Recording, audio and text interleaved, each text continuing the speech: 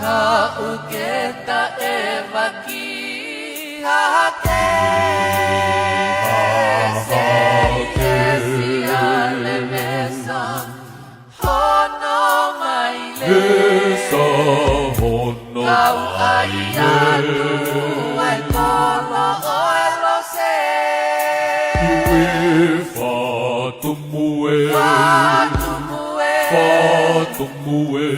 Fatumue ihe o tu felenite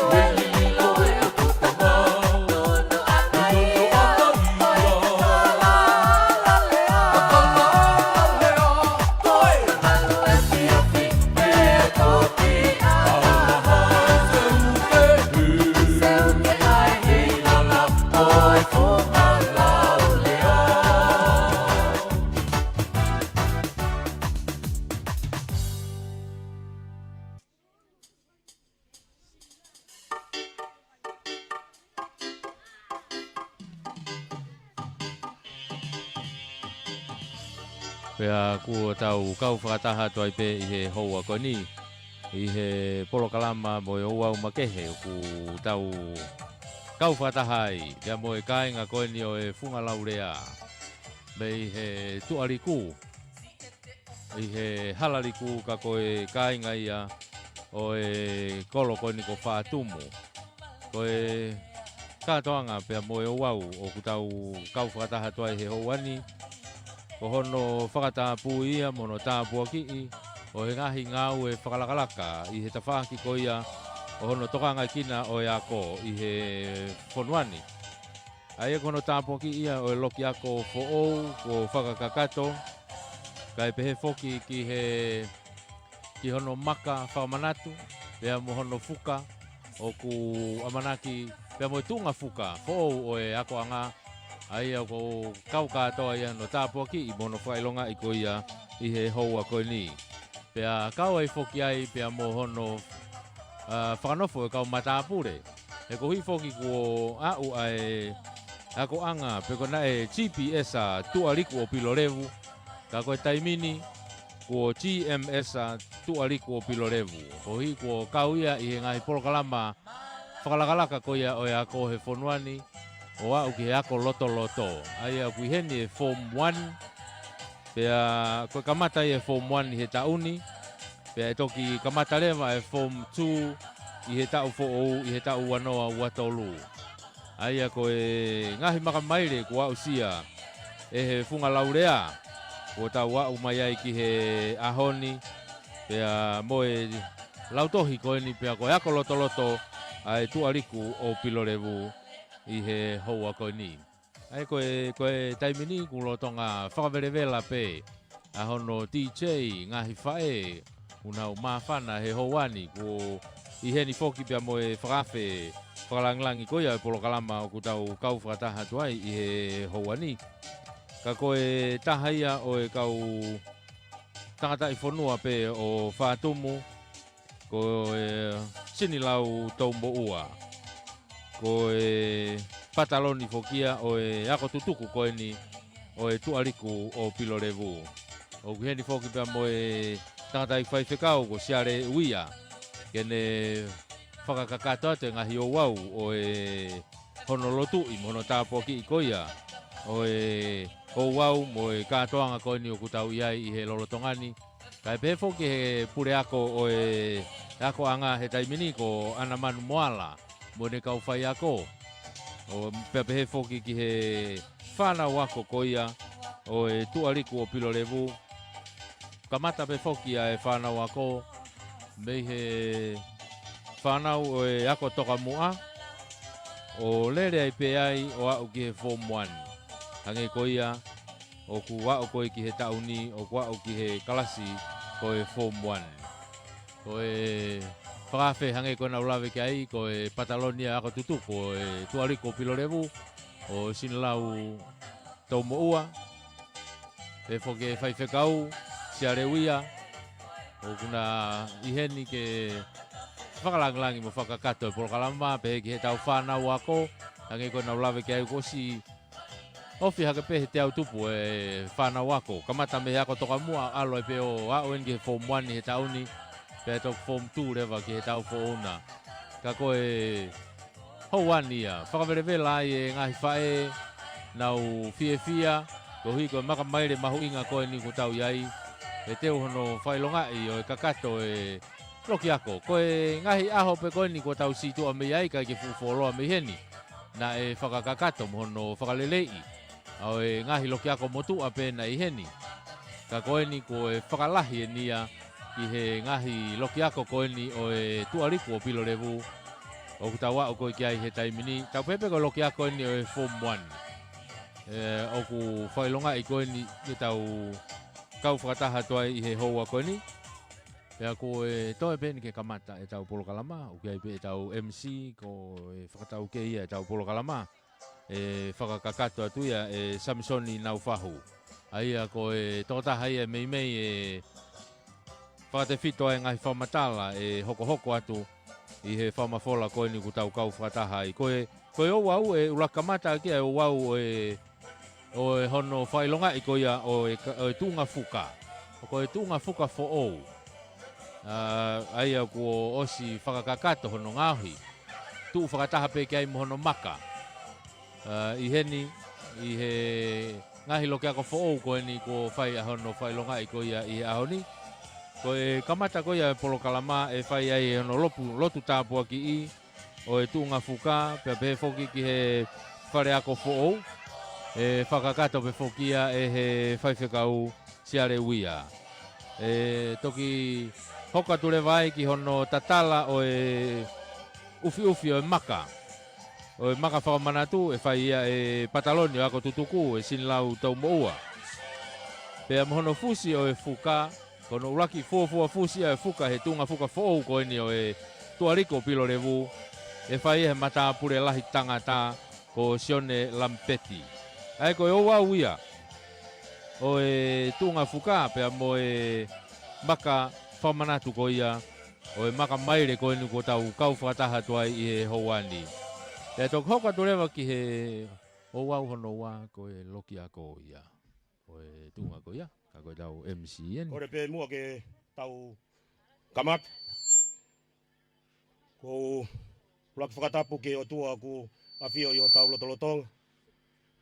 Tapat ki a Lampet. Pea moe hui ke whanua. Tapat pea moe whawhe whalanglangi. O e aho whakakoloan. Ka koe patalonia o e hako tutuk. O e lau toi pure anga tuariko pilo revu. Sin lau tau maua. Tapatu ki e whaifkau e siasue siriana tawatai na tonga. O e wahenga whātumu. Muhalot. Tapatu ki he hako tutuko toa peu tau i he kerekere eikini. Ka umaa ki nau tolu ko toa peu nau mea mai me he ope. Tapatu pa moe kau ngā ue ai hapai vei. Live stream. Kau umaa e whae maa walfit point ono. Ki a meri e lau kau umaa ne kau ngā ue. Ko ui koe whakahoko. Ai whetu utaki. Walfit point nima. Tapatu ki he share PTA. Kau umaa e tau i whanau.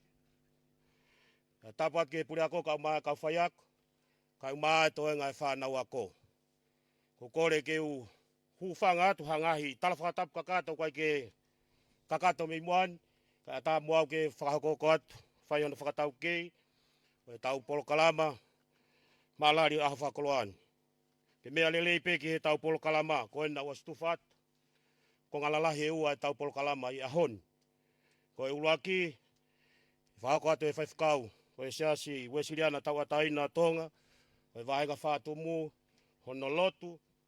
Tāpuaki o e tuunga fuka. Pea i kai ngata ai.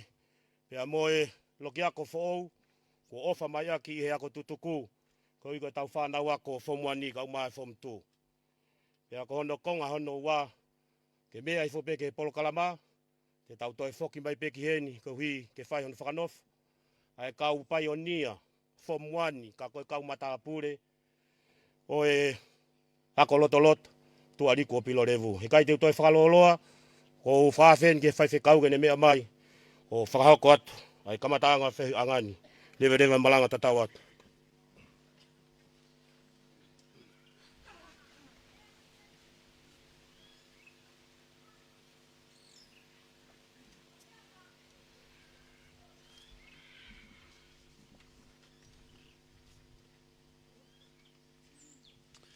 Whakatulowat. Kei ki toi whakaloloa, whakatatau ki he tūtū na MC. Pea mo e tataki o e aho. Ka tā mō koe whainga maari, ke whai ha tau lotu. Tala noa e punake o e aho. Ko e aho whakao whawhain. O tala he aho, he whakao whawhai o tua. Pea tā bea ngāri pea mo e tangata. Ke whakamalo ia e ofa. Kone whai o tau whahinga. Whakaha e teu. A PDA ka mai. Whakalanglangi. E a whakoloa koin. Wholholai me whai ake tau ngāwe. I he whiawhini. Te au honga furu maa wha himi. Taha wha mo me peilalo. Eiki koe ofa au koe moana loloto. Pea ngalo hifokiai. E ku ngaha hia. Pea kua ufi ufi. E ku kovi kotoa pe.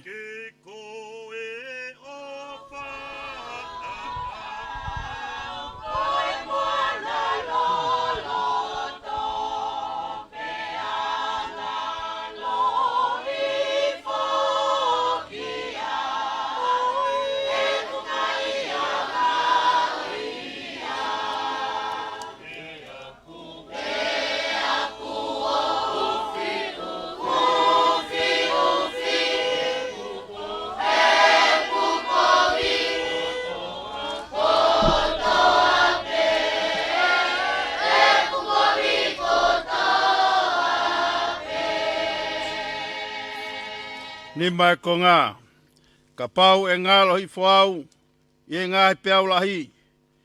Pea mori i te au a e ku ngāhi tokoni, ka e mau pe e ku tui, e tamai ki a te koe.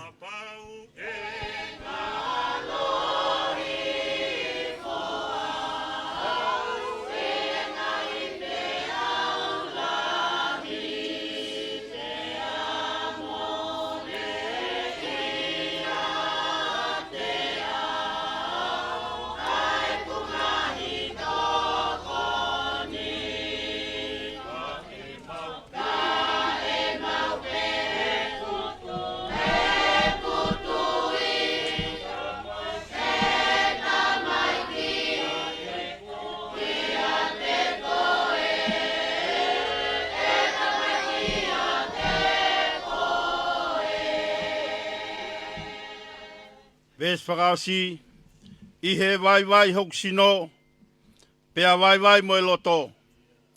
E pou ai taurani, hoku lau maari e hori, pea ongo yo ilo, ai ofa tangata.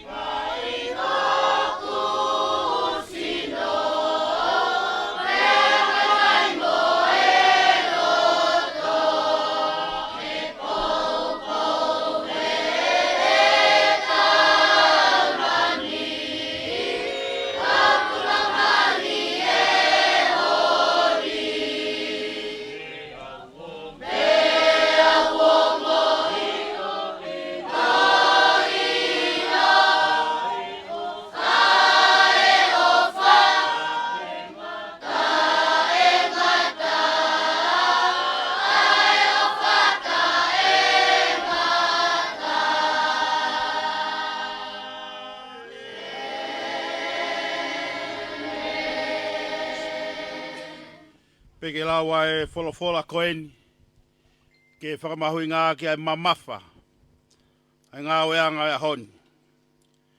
I pseria Paula ki he kakai Korinto, ua Korinto wahe nima, uruaki ki he nima ukia ia ngā hirea koeni.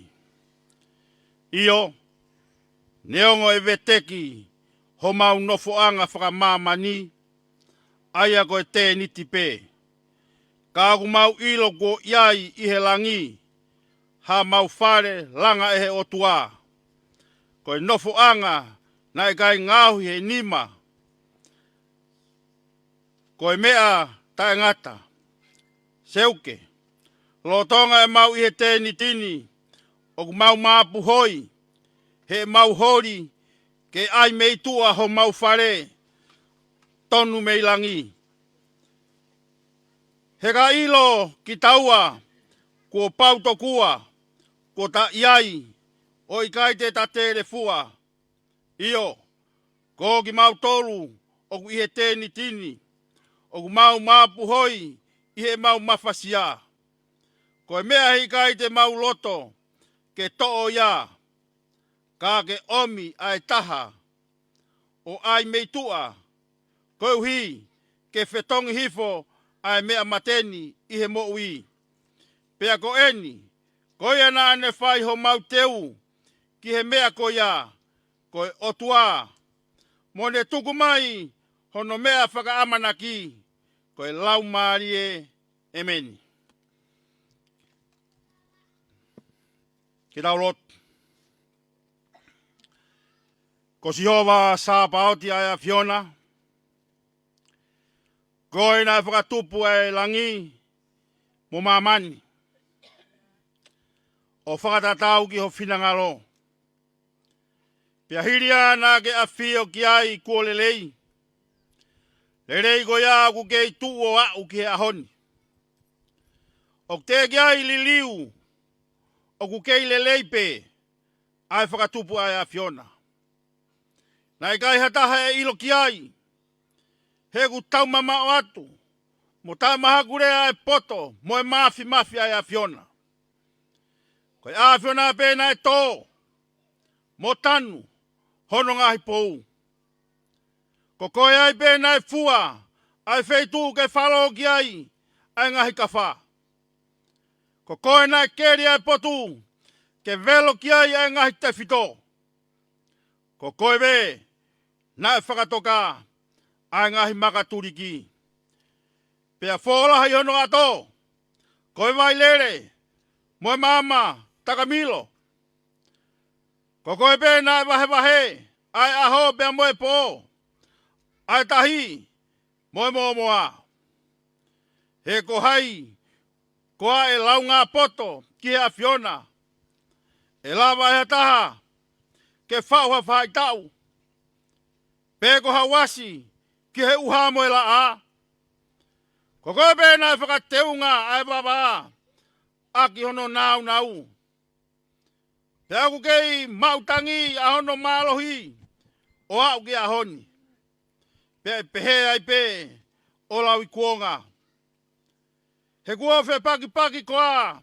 Ai ngahi palanite. Neongo e nau lalahi. Mo mama o.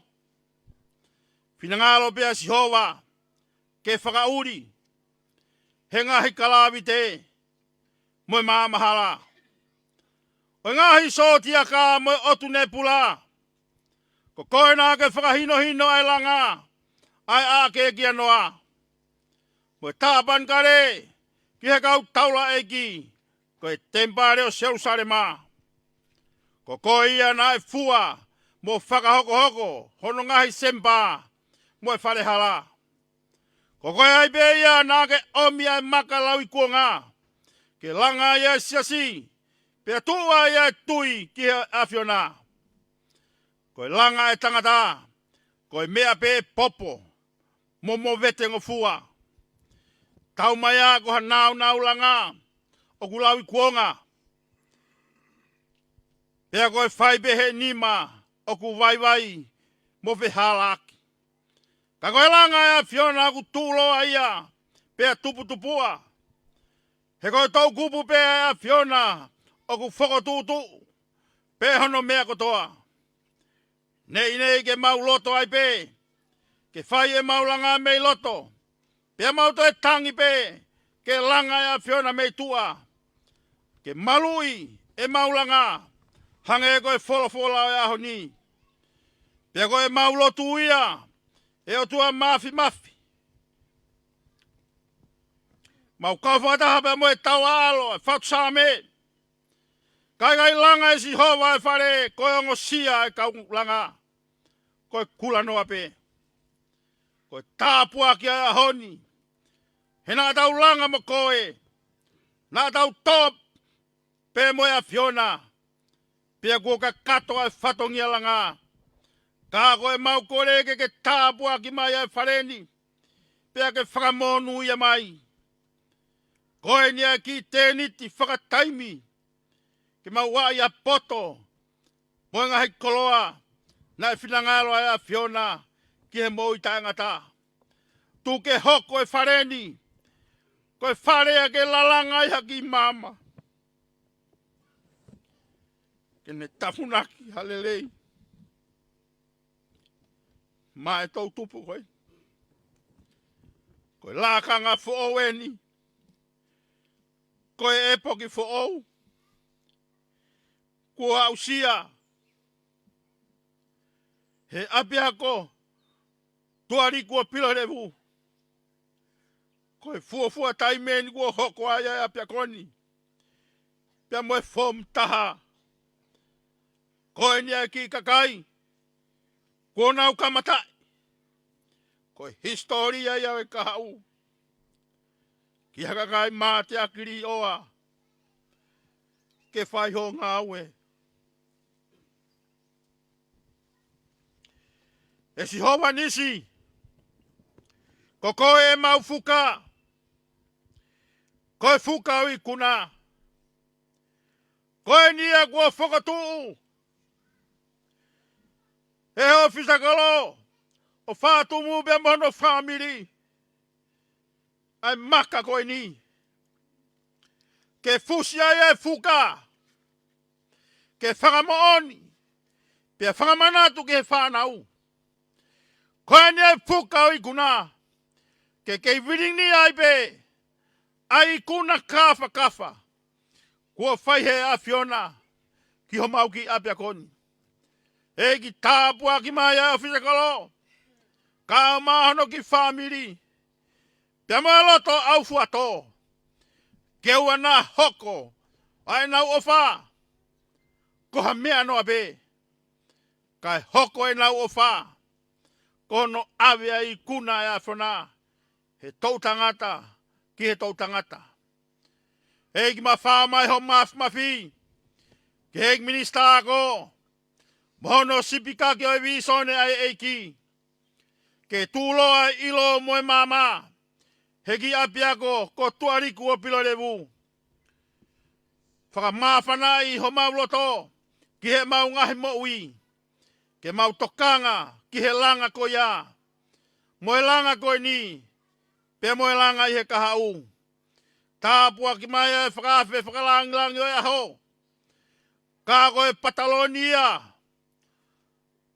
Sinilau tau maua. Ka umai ako tutuku. Ta moe ngahi tō whatongia ko tō pē. Kua nau whai. Kouhi koe mau whanau. E kia e pure ako. Moe kau whai ako. Ka umai ako lolotonga. Ka umai pure anga. Ka umai ki nau tōlu ko tō pē. Oku mau kau whakataha. I he mawang keres mawahe. O e fiafini. Iyo. Ke tonga e pēa tonga. Pea ke tāpua ki ho mau tui ko tupo ono. Moe kuinina nas pau. Kai umaa. Ai kau whawawonga pureanga kotoa pe. Oku nau mea mai mehe o pe. Mo nau fia loto pe. He ngau e maong onga. Kua whaihe kau taha PDA. Ai wahenga koe ni. Ke lawa e whatongia. Pea whai ai a hono whakawhetai. Oi aho koe ni. Moe tō whatongia kotoa pe. Oku mau kau whakataha. He langa. Oi whonua. Pea moho mau kolo. Koe mau lotu pe ia. O mau hapai hake i e huafa o tua. Koe tamai. Moe alo. Moe lau mani e maa nyoni. E meni.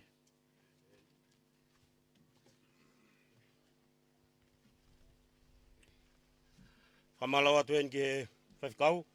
Ko hiko e lava lele ia e lo tāpua ki o e tuunga fuka fo'o wa e ako. Kau maa e loki ako. I kaito e whalooloa.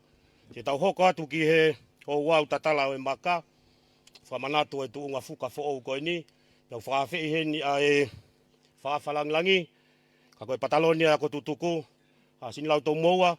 Kene me atu. Pea mui wholau atu mo kau tangata. Ko hiki e tatala e maka. Pea ka hiri ia. E whai e tau fusfuka. Leo rewa malanga te tau atu. Kore atu ke he DJ. Ki tai maa tau ki foi fasi. Me atu e whawhalanglangi. Ko hiko e tatala e maka. Ko hiko e tuunga fuka maa e ako. Rewa malanga.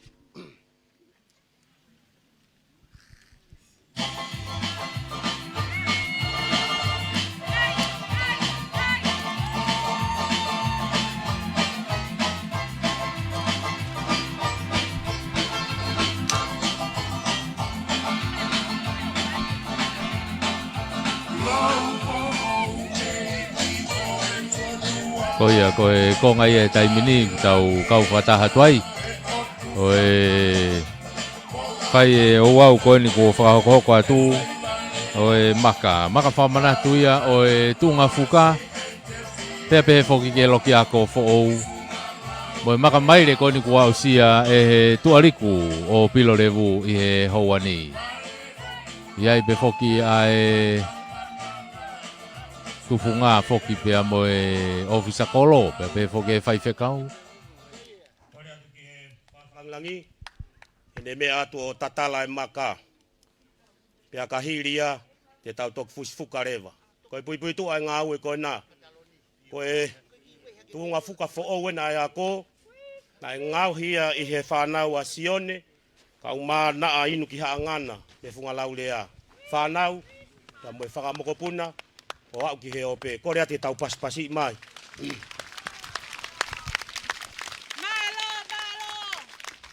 Kore at ki he mata pure lahi ai ako. Sione, lampet.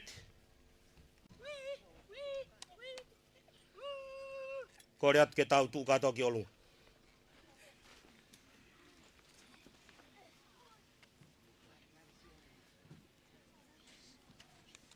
Kahiri pe e tau fusfuka. E mea mai pe whawhalanglangi kau mai kau whakawhi a honi. O kose e li pine e tau loki ako fo ou. Ia kahiri a e to kau kat ke tau whakanofu mata pure. Ko ngai e pono kala mau tau kau whaataha duai houani pea whamalo lahi e pe foki. I he whainga maari e tau mau koe ni he whamafola.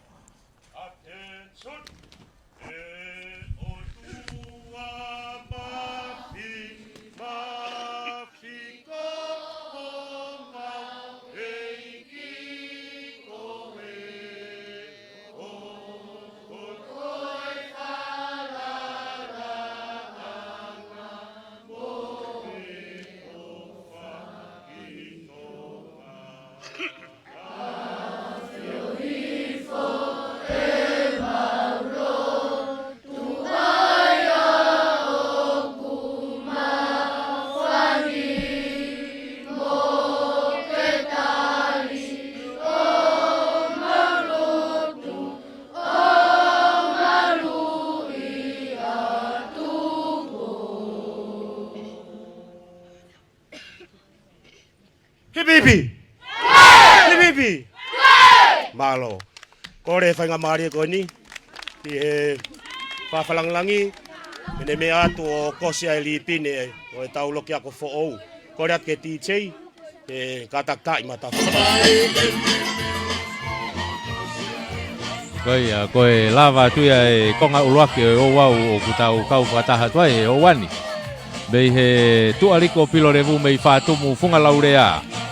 I he houani pea pehe foki ki he funga fotu moko mo e tuariko pilo revu eni o kutau iai he lolo tongani. Whamalo lahi e pehe foki ki he whanau ai o visakolo koni o whatumu. Daniela Kavakava inu ki hangana.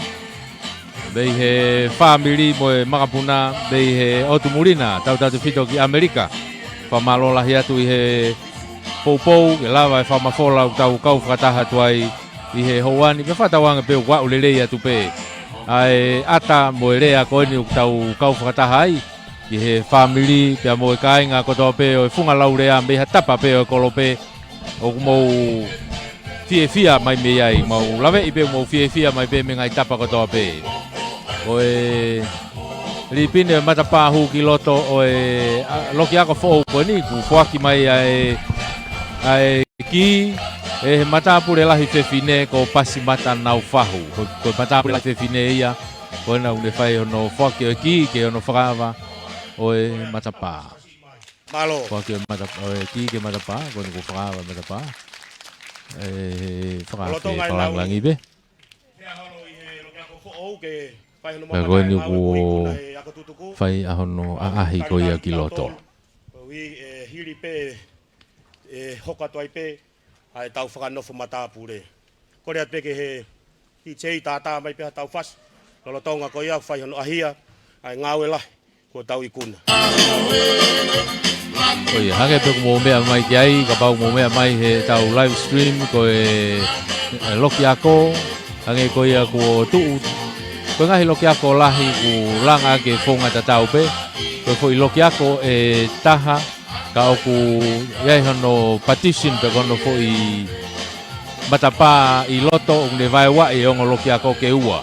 Ka ko foi holo pe taha. E koe pe mono ki loki ko e hange peha ofisi. Oku kau moia e foi fare. Aia ko e loki ia ko e ongo loki ako ia pe mono ki laiperi nai pe kono ki loki pe ke ko ki office pe fo ke ongo loki e ua ka ku toki vahe ua aki ai ngahi papa pe ku toki fusi loto mari o si mau ke mono ngahi te pile ko pate mo e sea pe mono ngahi sea ko ngahi te pile pe mono sea o e loki ako o ia ne ku lo tonga fai ko ni a hono vakai e taimini I hono ahi ai e whaafe mo e ofisa kolo ai ko fai whekau ko e tauhi whanua o e kolo koni ko whaatumu mu mea mai peki ai I he lolo tonga nia lea ku lolo tonga whoke ni ku fia pe ai ngahi whae fia pe toko taha ko toa pe o e ako tutuku, kau ako tutuku, tau te fito kaki nau tolo kau ako tutuku koina nau fou mai heni I he tuariko pilo levu nau fia loto pe mo nau sio loto mai pe ki he ngahi fu lalo mei, ko fu lalo ifi, ko fu lalo mango na nau wainga holo ai he kuohiri o kei heni pe, ko ki wakai ke tapaki whakatonga o kei fu ifi ai, ko hangeha fu ifi mo tua au pito kei tu wai ko tu pe malo ko manak meri ke ha tolahi ko wa ko tu ku ko e kage ka ko tau wa weni ku loto ke loto pe ai pakakato ia te toki hiria e hoka tureva ai por kalama ia ki he to e lotu pe e faia e he pisope ko Paula Pongi inu ki hangana ko rea tali e tok fai he sea PTA ko Kaline Kaulave Masima ko whamatala ngā we e tok fai he tauhi paanga ako tutuku ko maata lave mai ko katoi ko no ue kau matapure he pure ako e anamanu moala la ko lotu whakatapu e kau matapure mo e whake pine e fai kau sasue sirana e siare uia la tok whake rewa e pine ki hongo matapure lahi matapure lahi fefine ko pasimata nau fahu matapure lahi tangata ko sione lampeti pea tok hoko ai ki whakawhiewhi ai ko e tau olunga e whai matapure lahi fefine e pasimata nau fahu pea toki whai rewa e rea e whakawhi whakalanglangi pea ko rea whakamalo e whai he ofisa kolo Daniela inu ki hangana pea toki gresi rewa e whai whekau e siare uia Oe ko anga ia e tu e tau polo kalama I he houari mo lolo tongani tau kau whakataha tuai pea mo e kainga whātumu ko toa pe I he tatau pe he ope mo tongani mo whea wheitu ke iai pe ko tumotu mata tonu mai te ngā ue whakalakalaka koni ko lava o whai hono whailonga I ko ia I he houani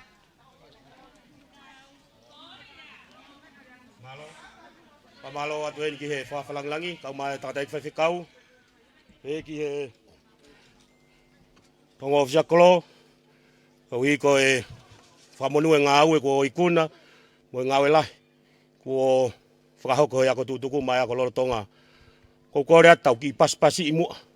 Kau paspasi mai ko tutuku, kau mai whamiri nau ofa mai tunga whuka whau ko ni tau hoko at. Ki tau wau whakaosi, ko tau whakanofo matapure. Ko kore peheni ki a Bishop, kene katak pe mua mea mai whahalot kamat, taka hiri ai whakahoko atu, he sea PTA a rea tartari, pe tau tok hoko atu, malobit.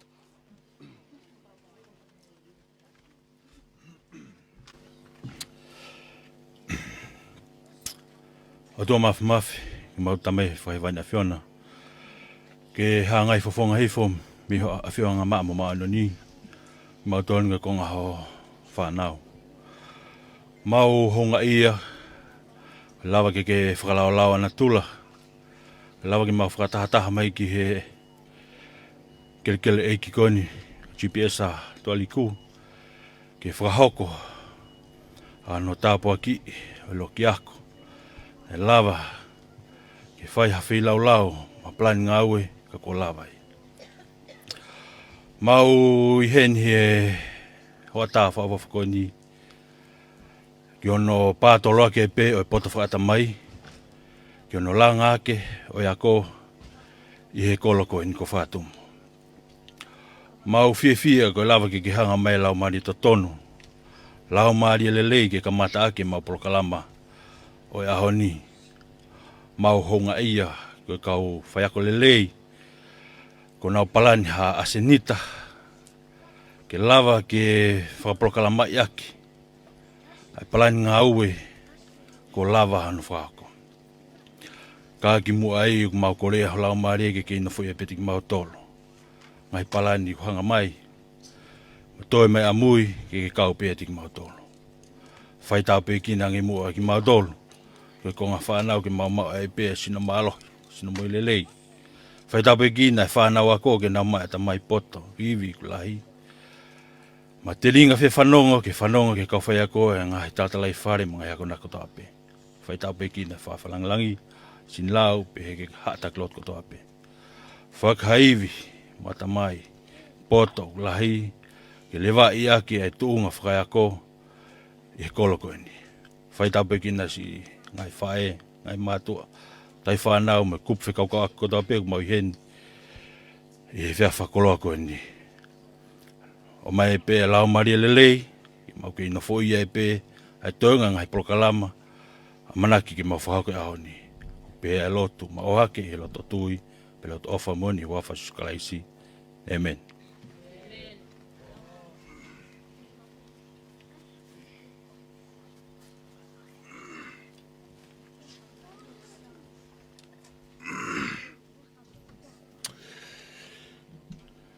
Tapu mo e kere tupoa o haatagalaua. Tapu mo e whakalangangi sinilau tō maua. Ka koe Patalonia o e ako tutuku. Ape ako tuariko pilorevu. Tapu mo e tangataiki whaiwhekau. Ka umaa tangataiki pisope. Mo e hawhahalunga tonga. Tapu mo e vai no. Tapu atu ke wike tuku aho, me whare matapure. Tapu atu ki he tahine pure ako, kai umaa o kau ngā ue o api ko tuariku. Tapu atu ki he tangata iki ofisa kolo whātumu, kai umaa haveruriku. Pea tuku ke au atu ai whakatapu ki he mātua kotoa pe, ka koe kauako tutuku ia o e api ko ini. Kai umaa e tau whanau foki. E whakawhi wharanglangi ko ha aho whakawhiawhia eni mo tau tolu. He koe uhi na tau mohe misi mai ki he aho ko ini. E aho ani awhi na ta muna pe. Mo eta whakaamua ke iai mai ha aho peheni. Ka koe aho ni ku tau kau ngā whakamooni ki he hoko ai misi o mooni. Ko tuu ai ai whare whakafo ofa ko ini ke huki ai e tau whanau pea tokoni i hono pātolo aki o iako pea moi ilo. Kou whiwhafofonga i atu. Ai tahine pure ako, kau mai kau ngāwe. I hono taritari le reiki mautolu i he whiawhini. Ki he api ko tuariku. Whamalolahi ki he ako tutuku ko toape. Ko wiroi. Ko e tokolahi o kunau i he ngahi whanua muri. Mo mamata mai pe i he ngalu ea. Hono tuku atu o e tau Polokalama i he whiawhini. O ku taihano tataua ai whiawhia e motuani. Ka umaa ai mātua tahi whanau Koe hui koe fu aho whakakoloa ko eni. Ke talavenga monu ai I he tāpuaki o ahoni. Ko ia he kai ke uto e whakaloloa, kai o at pe mua ai whakamalo. Pea mo e hounga ia ai motu ani, he nei kai ko ha ngau e whainga fua, ke tau whakahoko, aia ku tau mātā I he ahoni. Ka koe hui ko e tā loto aki, koe hui ko e tā ofa ki api tupua ko e ni, na e whai ai hono namoa I ki tau tolu o tau hoko, o fu tangata mo fu whewhine he ahoni, ai api ko tuariku, aia ku tau ofa ai, levereva e malanga hatu tau atu.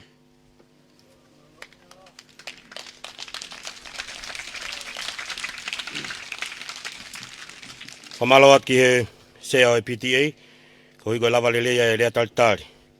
O e ngawe anga o e whiawhini. Te tau hoko atu, ki he whamatala ngā ue o whikau aku pa mo ngā ue kua lava. Ai ko isi tutuku, ai ako tutuku, pia whakahoko atu ia tau I paanga, ha māta lawe mai. Malo bitu.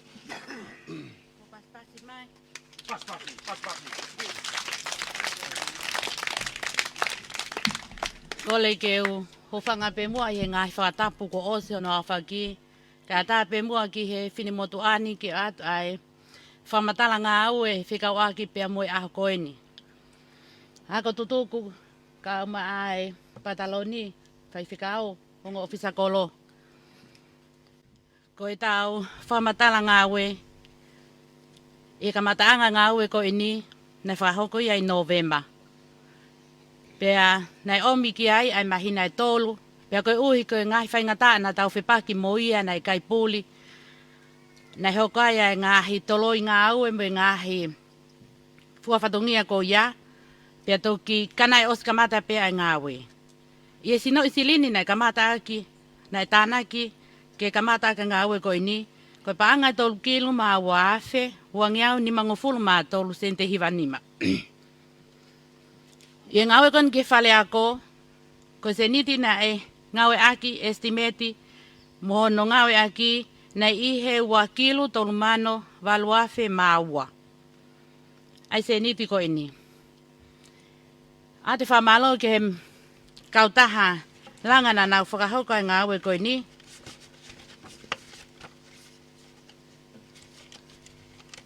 Ai kautaha ko ia ko Mac United Group o Nakolo. Pesete hiwa noa o se niti ki he langa ko eni o osma o ia e kautaha langa ko eni. Pesete hongo fulu o te kiai ke oange ke kautaha ko eni. Mo kataki ke uhinga tika ke whakakato ko eni. Ko tohi alea paupe I he ngāwe. O kia mahina e ono e tuku mai ki he ki a kope. Ke uhinga na iaha ngahi palpalema pe ko hamea ke whakalele I ke whale ako. I loto I he mahina e ono ko ini, pia toko oange ai se niti ko ia, ko kakato ia ai se niti ki hono langa o loki ako ko ini. I e kautaha pe ko ini, na nau ofa mai ai ai tokoni, o nau omi au whakotu ai sink e ua ko ini, pe he ki he whakalahi o whale tolo, o whakatatau pia mo whale ako hoko mai pe ko ini ki ai. Ai ngā ue e ko ini kautaha ko ini, a te whamalolahi ki a mautolo. I he taim tatau pe, o e loki ako ko ini, ko ngai nau o e whanau ako, nai ofa ia e potu ngā ue ako. I se niti pe ko ini ai ako tutuku, na a maukumi ai ngahi tesi me ngahi kapneti, ngahi te pile ki loto api ako, ki loto whale ako, I he se niti ai ako tutuku. Ni lawa ngā ue ko ini, whale ako hoko mai pe, ka pau te mome at pe ki ai, ko whale ako ko ia, nai I kai ke a ofi, tatau pe a whale pe a motua. Mau mo ngahi matapa. Ka wako tutuku, ko se niti nai tānaki, nai lawa pe a hono whakakato, ko sio ki he tau whanau I hono ako I. O lawa hono a ofi, a loto pe a pehe ki tua, whakafo oe ngahi matapa, nai whiunga ia, pe a moe taha mano whaafe. Ia leo me ngofua ki hono langa ko niko o e loki ako. Me he pot ngawe lalahi. Nai whiunga ia pe a moe paanga e hiwangi au fitu sente fitu nima. I he ngahi nau nai kumiko niko e he ako tutuku. Nai whi unga ia mo pa ngai whaafe walungi au. Hiliang kone ngā we, tō kotoa ngai whakamole, ka wai mo pese te hongo fulu koe ni koe ki hono tok whakakato ki e kau tahalanga. Me he se niti sino isilini tolu kilu. O kutoe me ai, e tau palanisi, koe whaamano, whaafe, whaangea wono hiwa sente wanoa. Koe kotoa ia, o ngā ue, i e ahoni, pot ngā ue ako, a te o whalahi kia mōtono, i kai ha mea mao. Koe o whai ki ngā ki he, hako tupo, whahatumu ka maha veuliko. Ko lawa ngā ue, o what ki he pataloni, ka au mai ka wako tukotoa, o mulina, tongan kotoa, lewe e maa.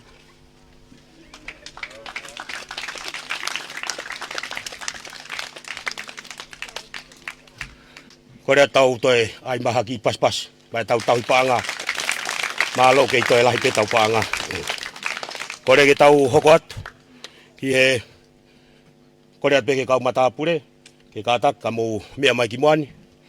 He whahako atu he whaiwhekau hono lotu tāpua ki mou tolu, ya ka hiria, he toki mea mai toko pure ako, whai hono ui ki mou tolu, whaki ho mou pine he whawhalanglangi, pe whakamau ia he whaiwhekau. Korea atu, ka mata apure, o lue mahe tamin. Mea mai kuan, whawhene tātai whaiwhekau, Korea atu ke tau paspasi mai tau kau mata apure, kau paionia eni, Form 1 ni, ka moe kau mata apure o tau ako. Tua sione. Malo.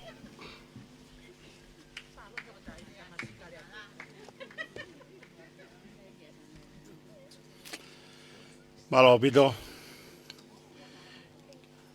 Kita whai ai lotu tāpua ki. Ai uaki kau mata apure. Ko ui ki motolu. Koe la kanga fōu. Ko au ki ai ea piako. Havelu riku. Pea mo whātumu. Nengo ngari mau loloa. Tu be mua ke o atu e koloa koe ni. Ke whakamahu ngā iaki. Hai ngā ue. Ko teu ki motolu ki ai. Hi haa whono ngā. Parao ape. Wahe tolu. O gai ngahi lea ko eni. Ke o atu ia. Koe mau bōpua ki ia. Koe bōpua ki ia ho tangata iki. Koe bōpua ki ia ho fine. Ke la kanga fōu. Ko mo wausia. Tama. O ai ngalo i ngahi aku naki. Kai tauhi ho loto. E ku ngah tutu ni. O te ke lau e koe, o ke poto. Ke apasia ki a Sihova. Pe afe me kovi. Monu ia. Ka koe tangata kone ilo ai poto.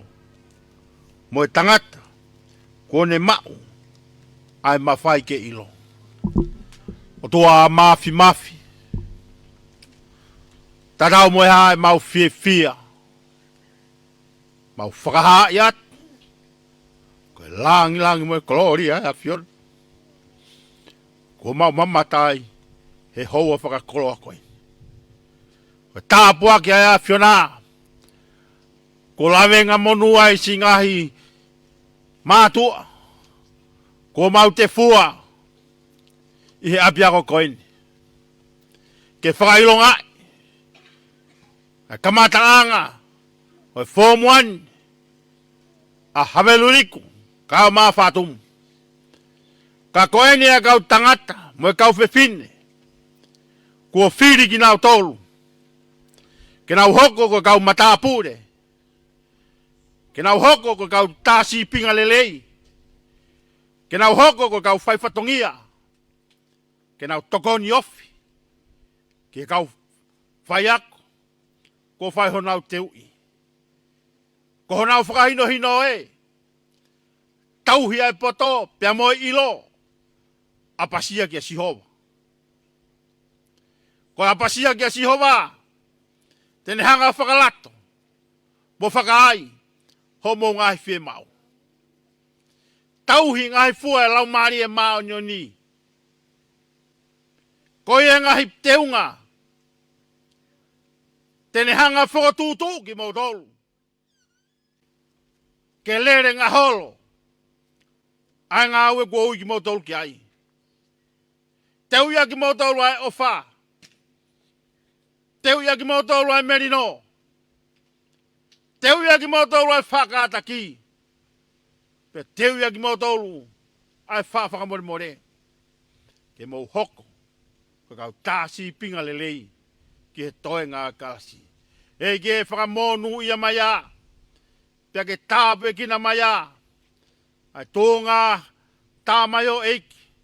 Ka mai tūnga kaunanga. Ko nau hoko e ahoni. Ko kau matapure ai ako. Ke owana nau hikisia. He whatongia kua hiriki nau tolki ai. Kai mōne lau ai punake. Tōke nau moi apasia. Pea whai oskia verenga. Ai whatongia kua uiki e nau tolki ai. Ia si sukalais ko mau whamoi. Amen.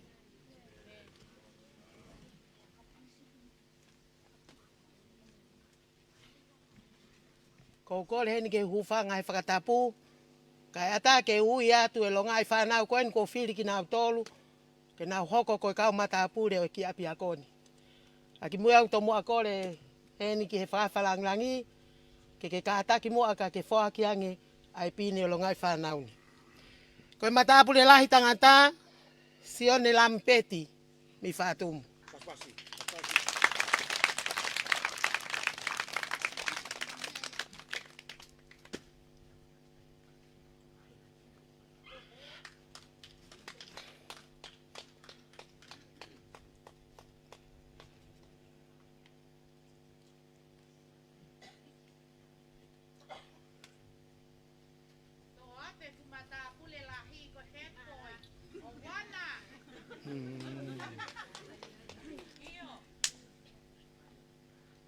Mata pule lahi fefine pasimata na ufahu me haveluliku.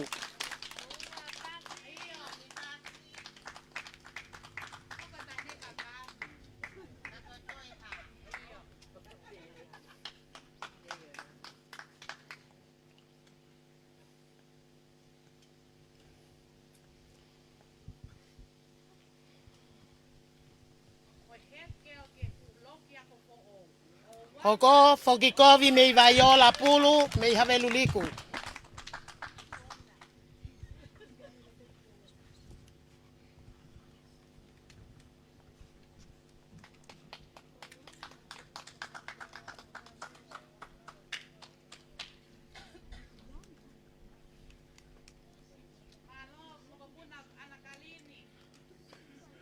Manusiu Teresa Mafi me fatumu.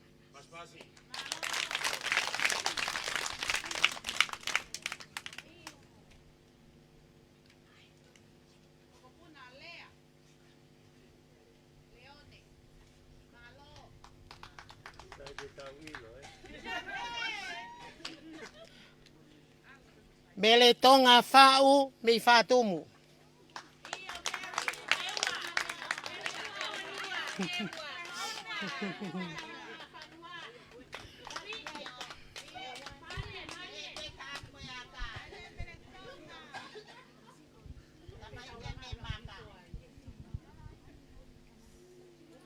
Anapela merecia mafi me fatumu.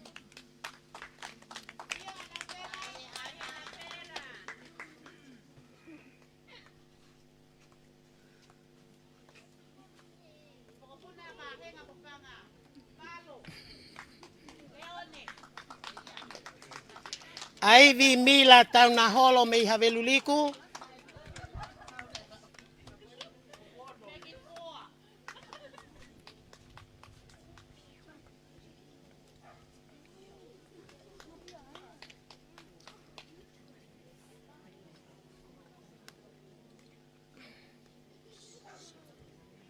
Veamos Stefano, sete mei fatumu.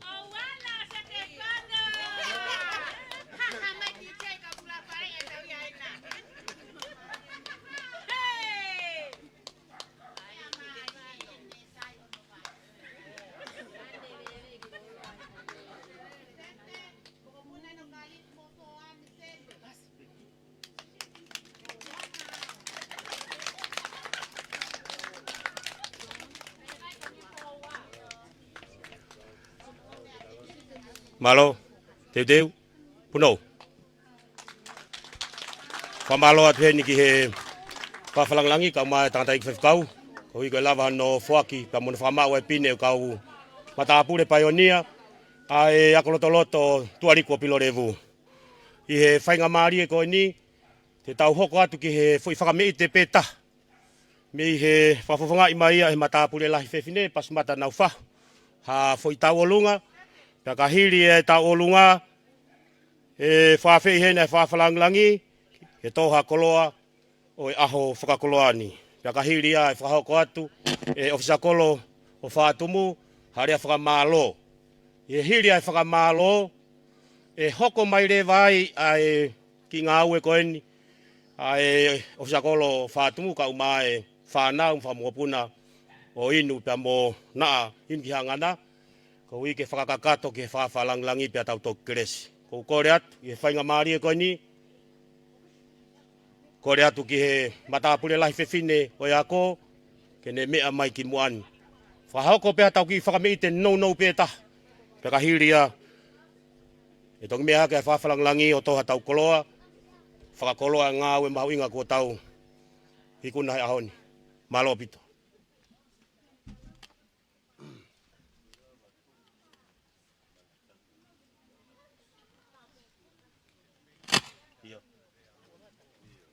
Kore pe DJ, tai maki whasi e tau whan ai pe foi taha. Na ova totongi live stream. Kore tai maki pe whasi. Ka tau taritari ai pe ki he tau olunga malo. O whamalo ia e pe whoki a e whamiri ko ia o e ofisa kolo Daniela Kawakawa inu ki haangana e whanau mea mo e makapuna mei Amerika lahi pe whoki a e pou mo e tokoni ko ia lava e whamafola live stream te pe whoki ki ono whamafola o e katoanga koe ni he tuariko pilorevu. Mo mea mai pe ki ai mea tapa pe o kolo pe tau kau whataha toa i he lolo tongani ia. Ka ngahi whae ni kunau vela pe. Pea koe aho pe ia o kutonu koe katoanga u maafana ia fia i he katoanga koe ni tau kau whataha toa i he houani.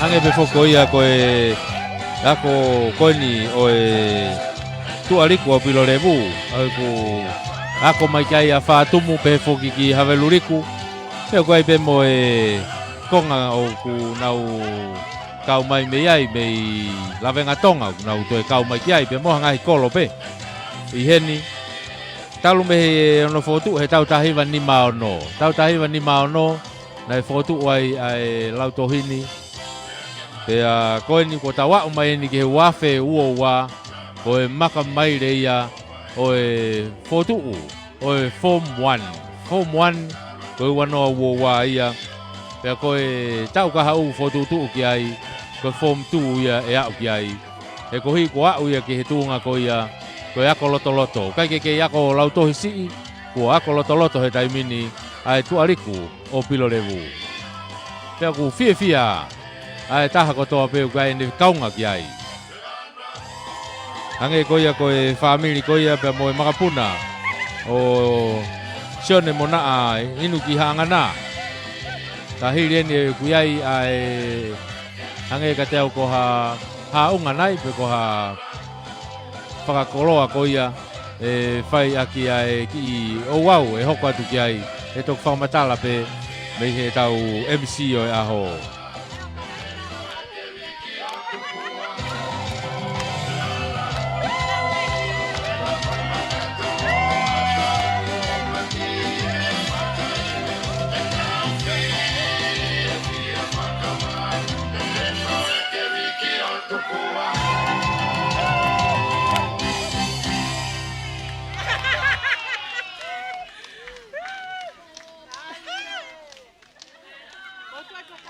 Malo atu mata, kau fine malo e whakawerewela. Kai ke whatonga ilele ia te kau pure taha ka ki kon ke iloi tako ke mau kau whai ako.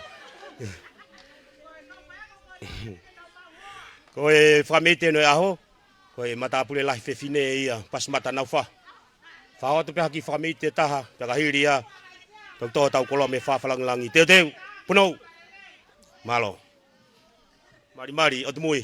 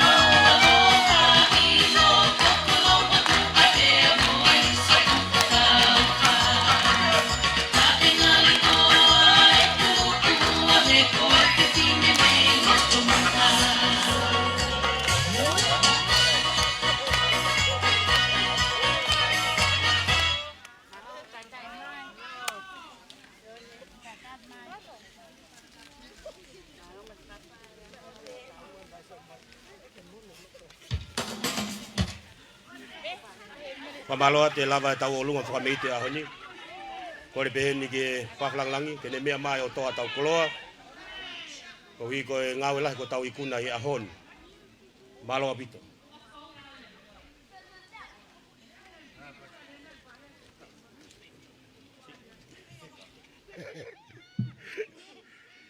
Tapa moe a fio e o tua mafi. Tau lotolotonga. Patap ke a hou eiki. Tanga reiki whai kau mo ha loto. Ongo ofisa koro. Si kau tau i whanau. Kau ako tutuku. Kau maurakanga ko toa pe o PTA. Pea e ku whakatapu mawahe. Kau whai ako. Kau maa ai whanau ako lorotonga.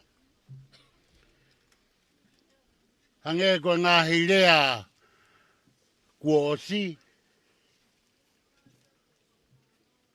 Ko tau ngāwe he ahoni. O tau whawhitai ki o tua mafi. E ne whakakato e tau whakaamumu e tau whemau.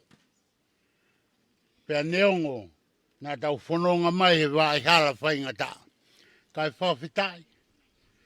Ko ia nā ne taki whanonga. La wai ke tau tūuta mātu ui he aho whakakoroa koe. Pea koutui o ku whakawhie. O iko e lava e ngā ue na tau pōre ki ai. Whakataha moia ngā ue ai ofisa kolo mono whamiri, ofisa kolo whātumu mono whamiri.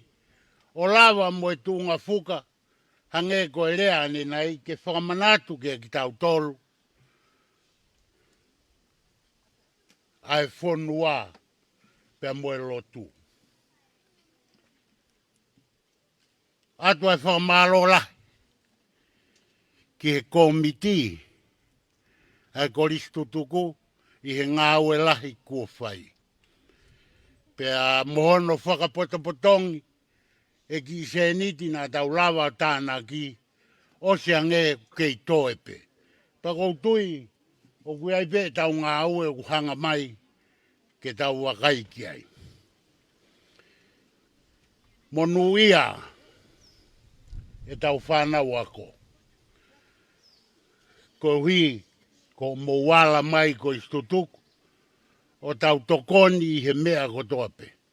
I kai ngata ai, tau tui, ko e ngau e tau whai, ko e whenga i e tau whanau, ke nau mawahe, me ngahi mea o kuki kai tau, mo e hala whanonga o tau whanonga ia. Atu pe tala monu, ki he kau whai ako, kau mai kau ako. Whatawange ke mou mau ha, whai tau ako, neongo e ne motu, kau tau tui ko ne kamataeni. Ha whai tau ako lelei, mo monu ia foki, i he tokoni mai e iki. Whakamalo rahi atu, i ngahi ngau e kotoa pē, kua lava. Pea mo e whakaampe, te tau toi hoko atu, ai tokoni u tau whai, neongo, o kuhiri mai, i ho mouma, pea mo mauma, neongo e tau masiwa, kau tau whakampe, ke tau whaiha ngau e rei, ke tokoni a ke tau whanau.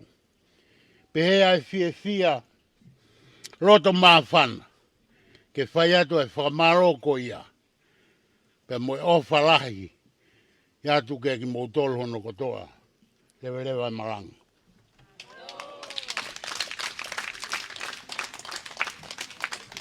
Ore atu ke tau toi ai mahatau foi, pas. Te ola, au pito. Whamalo ia, whawhalangilangi oi aho, ka koe patalonia ako tutu koe lau toi pureanga, ai tuari kua pilo revu, ko hi koe koloa tō mak tau tolu, i aho koe ni. Whainga maria koe ni, ko rea ki he whawhia ia e ofisa kolo whangalaurea, i le whai harea whamalo. Na ka hiri ia, ko rea ka una, Mau, whakakato homo whatongia. Pei whakahoko ato e ke wiki o tuku aho, hono tari homo whatongia. Ia toki mea mai whewhekau, whakase tau o wau i ahoni, malo pito.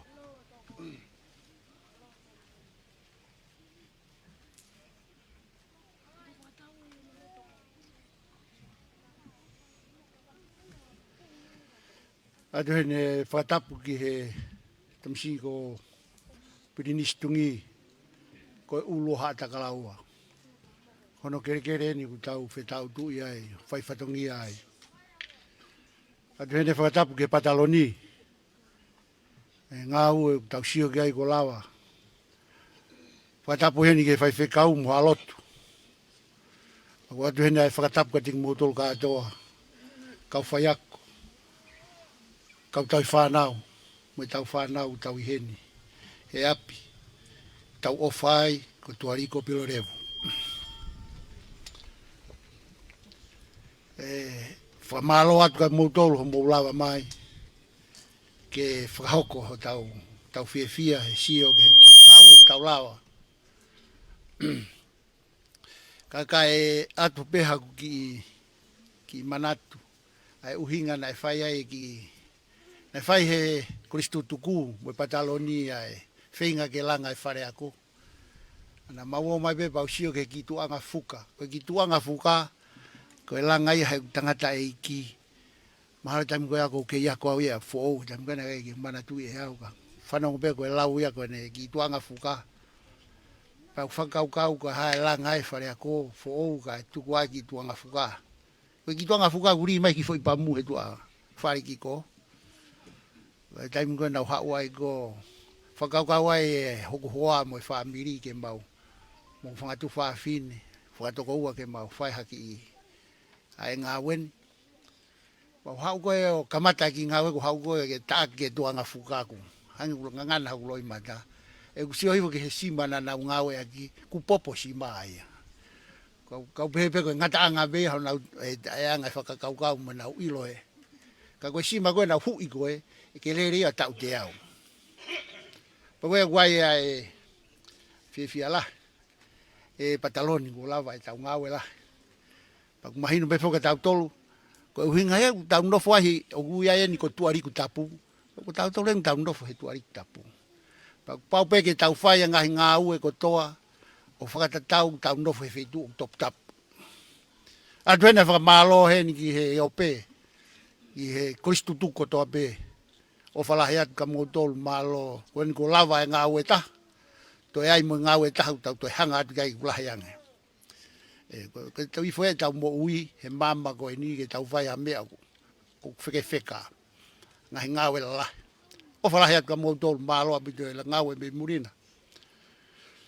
Pa koe ia wai e o whalahiat ke te koe patalon, o whalahiat ke ka whai a ko. Ngā wela he mo whai, whahau peo sio peo ko mo ngau kono ako e tau whanau ba. Ma wai bea e loto la. Whai ngau e kono teke e tau whanau ko tau. Mo i he mamani ko ni mahala ko mea ku mahu inga taha ke tau teke e tau whanau. Ke nau mau ha mama. To sayanga e tau nofo ho tau ongu ki feitu uni ho tau tuari kuni. Ba koia wai whakamalo atu heni ki he retio a Katarina. Lava mai ke whakahoko atu ki tau tolu ki he ope.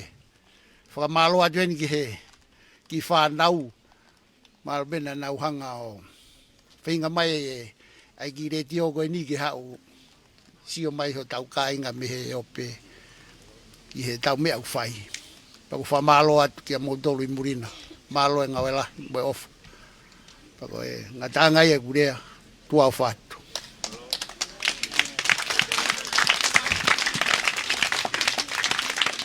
Whamalo ni ki he ofisa kolo e whungalau lea. Ko hi ko e whawhungai area whamalo. Ko repe whenga maari ko ni. Ki he ka una, kau maa mau. Whakato maa mu whatongia. Malo.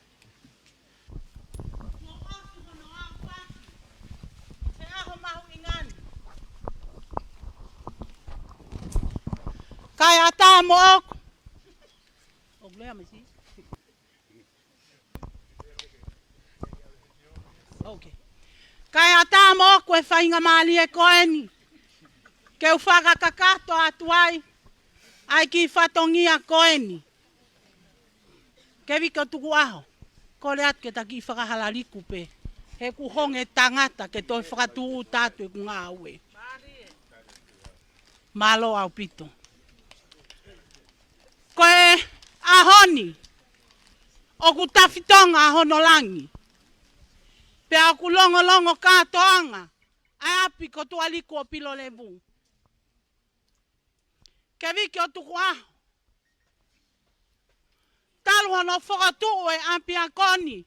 Mahalo koe mei tau ene nima ngō fulu ke he ono ngō fulu. Koe tau tangata na ia e fiha. Kua holomua ia te tau tolu. Ka koe takau i hono matua i e ahoni pia mo hono mahu inga. Pia mo e poki fo'o kua au sia he tualiku o pilo levu.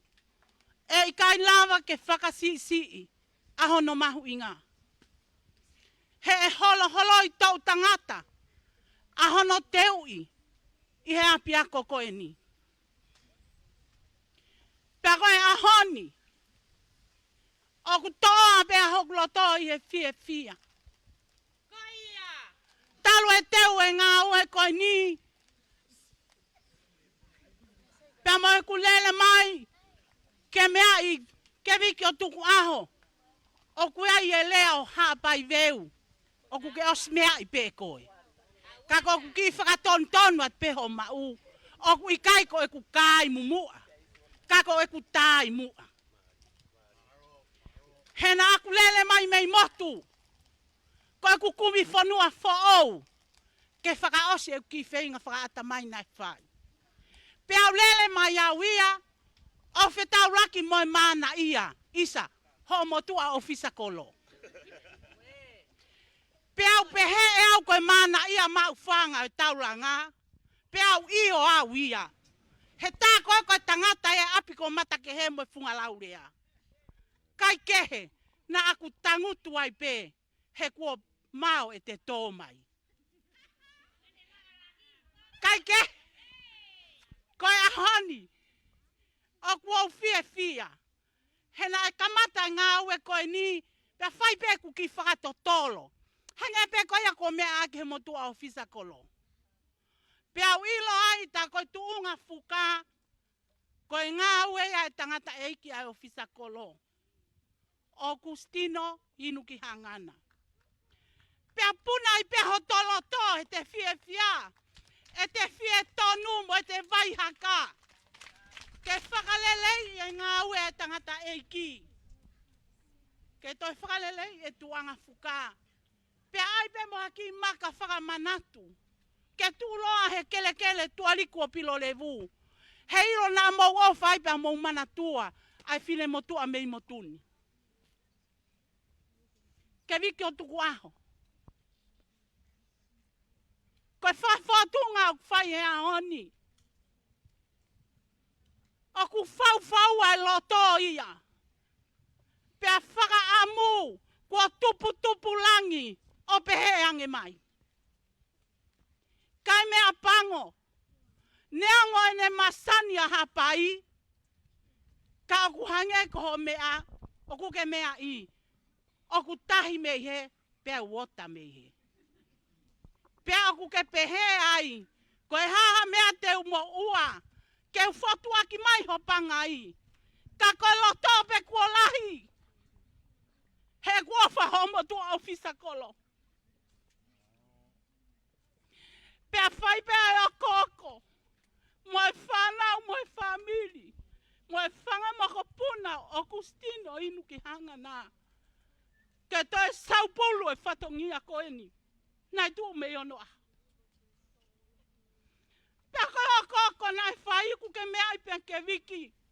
Nai hake tsunami a he o tuha apai. Fiu he whakasio hala i lou a kau. Kai whai pe kumi, whai pe o koko. Mei mahina whekite moi whangasia le. Mei whanga nonu moi where ai mea, isa. Kai ngalo whewhe api ko matake he. Ai o whanga hoku lau mali e. Koe ki whatongi a ku tuku. Koe whalikio e makabe mhono ufi. Koe pulu e tuanga fuka. Mai ki ngungu motokoto me api ko matake he. O ku lupa kotoa. Ai ki whatongia ko ia. Pea mai tau mo ai aho. Ka koe pataloni o ea ko tutuku e tualiku o pilo levu. Sini lau tau maua. Kewi ka tuku aho. Koe aho ni o kuloi matai ho fine motua whai whatongia. Whanau mai whanga makapuna me whanua e ika le. Peheange mai na mau i tonga. Ke mau kau he fia. Kai pango he kua mai tua pe apole. Ai maha ki whanga auha i hota kuonga. O ku whakawhalau mai pe. Ai pōpā ki tala manu. Pe a moe o whalahi ke whaitu una. Pataloni. Tawanga ke kei manu ia. Mokelesi ia. Ai fua whatongia o whai. I he pule anga tonga. Leve e malanga. Kau tau atu.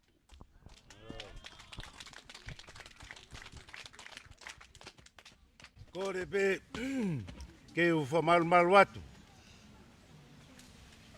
Ke u whafonga ata whamalo. Whafonga ia e Pataloni o aho. Vai no. Ko ngalulu e. E tu ariktonga. Ko ke hanga o fongi. He ku ikai ko au. Ko koe na ke kahe asi au.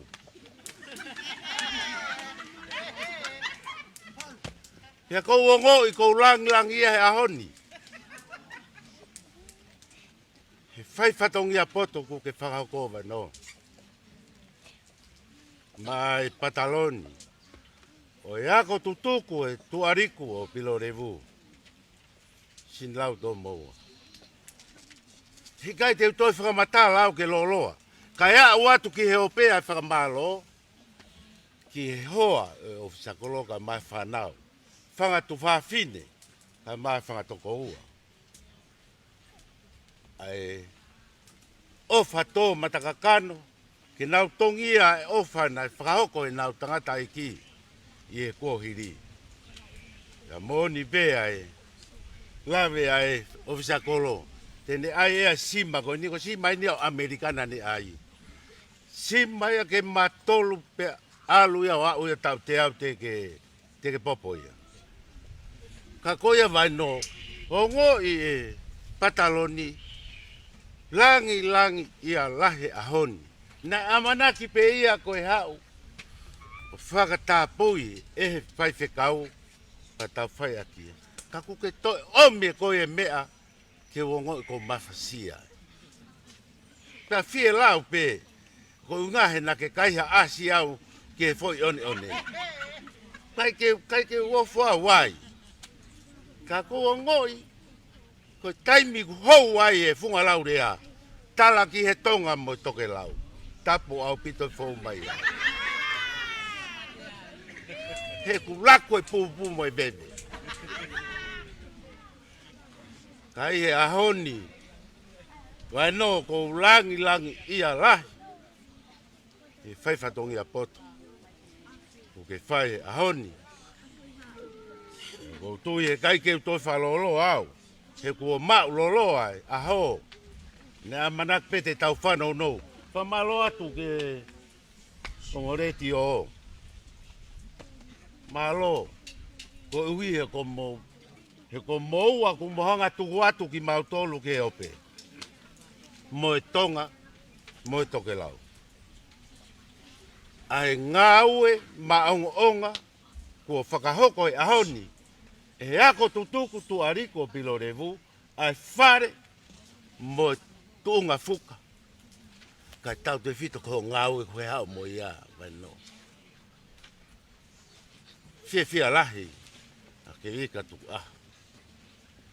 Fia lau ve, he kuke nofo mai, he kere hata kalaua. Koe tangata au fia. Pa te tau fia, o fia i pe o tai ngata. Lewe vai malanga tataua. Tari le lei ho kono ngā. Te ufoki pe ki he whanga i he si o whakaongongo me iai. He koi hau whatongia, whakatalu-talu, kua au whātu. Alu ke fualau rea. Malo. Famalo at koreat ke tau toi paspasi imai. Malo ay falanglangi tau falanglangi ahon. Fanau ya Kustino ka ma na himpihangan. Tau fia ko to ay tau wa ke ko nga famimu ye tau polkalama. Fa fen ke 5 kau ke ne me mai. Fa se tau wow. Fia ya hon leve malanga tatawa.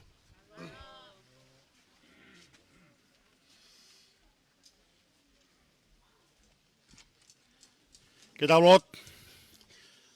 O toa mafi o mau whakawhetaiat.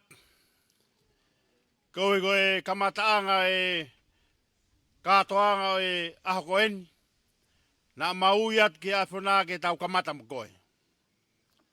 Koe ngā koe mau whakatahataha mai. He koe na ake langa ho mau whare. Pea ke tokanga kina whanonga anga. O au mai ke ahoni. Nā ke toi tūtūni kia ki mau tolu he ahoni. Ke mau mui whalau mai i he paionia. Pe koe pataloni. O e ako tūtuku. Ke mau whakamooni. Ai keresi pia moe ofa ai o tua.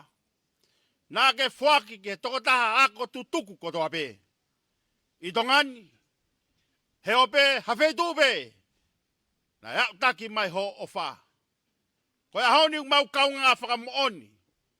Koe langa asi hova o taingata. Pea koe mau kore tāpuaki ai a whiona. Ke whaki ke kahi nima mawhola kotoa pe. Ke ewana hanga he masiwa puke. E mau fie toko ni. Kai hoko e mau masiwa. O ku whamatalai ai. Ai langi ai o tua. Ke whakaea. Pea whakaha. He apiako. Tuariko pilo revu i he aho koen. Hei tā pekina mai whakalangi. Kau mai pure ako. Kau mai kau whaiak. Kau mai ki nau tolo unau kamatai. Ai fōmuani o ahoni. Mau lotu peke awhana. Whai tā pekina mai. Whai tā pekina mai a ofisa kolo. Kei whakamooni. E mau nofo. Mau nofo pe o ofo ofani. Pea mau fe ofa aki. Wai angaia e mau nofo. Io mau ki potla ako eni. Ke mau kau ngā whakamooni. Ko koe si sua ku taki he mau whanonga. E ke mau hapaiat. A ngā hi televisione e aho koe eni. Mau ilo peo tuao. Nau lere mai pia mei e kolomua. O ki kai honge whai ngā taa e whanonga ia. Tari a mate mo whakatūtā maki. Ka koe mau lotu eiki. Ko hai e area mo mate. Whakafoki mo ui ki nau tolu. Hena nau hene o whai ho nau whatongia. Ke awea e ki maalari koni he ope. Ke sia mai, ai ako tutuku kotoa pe. Ko ngā wen ko lava. Te waki atua ngai whatongia. E tāpe ki na mai ki mātolu hono kotoa pe. O mau kau he mau a keres mawahe oi whiapini. Haere mai mua taki ki mātolu. Tūke mau mui atu e si su kaisi. Kako mau whamoi. Amen. Malo ko tau ikuna e ngawe anga whiawhini, ko reat ke tau ai pe mua ha tau whakapapa. Whi whakapapa e ono, ai pe ke loa, ko iku lahi kakai hen. Tau whakapapa ulaki, tau whakapapa ia ki he whalanglangi o aho, ka koe pataloni ako tutuku. Hipipi! Ai ke loe lai, hipip! Whakapapa noa, tau whakapapa i ke whaifkau, ka mai pisope, pe ke ongo ofisa kolo, mo ke toenga kau whalanglangi. Hipipi! Hipipi! Whapapa no tolu, tau whapapa ki ako tutuku kotoa pe, malo e ofa mai fulo ki ako, teu ke tau mau ipe he tau hua tu. Hipipi! Hipipi! Hono wha. Tau whakalalang whakaosia, tau tolu hono kotoa pe, kau mai kau ngāwe, nau lava ma whakahoko tau whatongia. Hipipi! Hipipi! Hipipi! Malo! Ai koia ku tau tui pe koe kakatoia. O e katoanga mo o wau ko tau kau whataha toai he houa koni. Mei he tualiko pilo revu. Mei he funga laurea. Mo e kāinga o tau kau whataha i he fia koni ko ikuna. I he ahoni. I he whaifatongia o tau whamalo ia. Ai poupou pia mo e tokoni ko ia. Ai family o e ofisa kolo Daniela kawakawa inu hangana. Peke hoa mo whanau Mei Amerika lahi pia mo e tapa kotoa e kolope kia e kolistutuku. Tau whamalo ia e whatongia ko lava. Pia mo e whanau fokia mo e makapuna Augustino mo naa. Inu ki hangana ia o e funga laurea. Ka katoa i e polokalama ko ia o e ahoni ka kohono whakatapu ia o e loki ako fo'ou. Makamaire ko ia e Form 1. Kamata ia he ako anga o e ako lotoloto tu aliko pilorevu. Te foki ki hono whailongai o e tuunga fuka fo'ou mo e maka whamanatu aipe. Pea mono whakanofo e kaumata apure o e Form 1 o tu aliko pilorevu i e houani. Whamalo ia e ngahi poupou, tau kau whakataha tuai. Talu me tau tahiwani maano ai takoanga koe ni tu aliko pilorevu. Whai whatongi atai pe houani. Mei he tu aliko pilorevu, mei whaatumu. Whaatarevu tui fua ko tupourea pea mo aripate ki sina tunia me he tau whaita. Lisia te tohi me he tau mixa mo meri e lau manu tua whaat.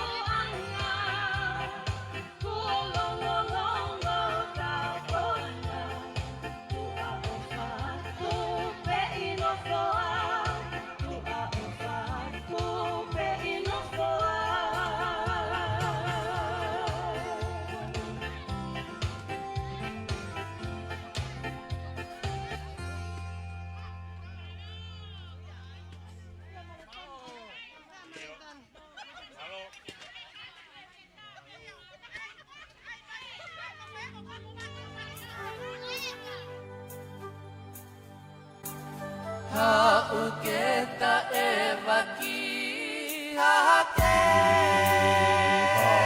Sesi alemesa Hono maile Kau aiatu Ai kolo oelo se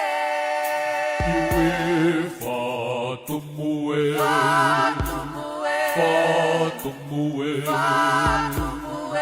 Ihe o tu felenite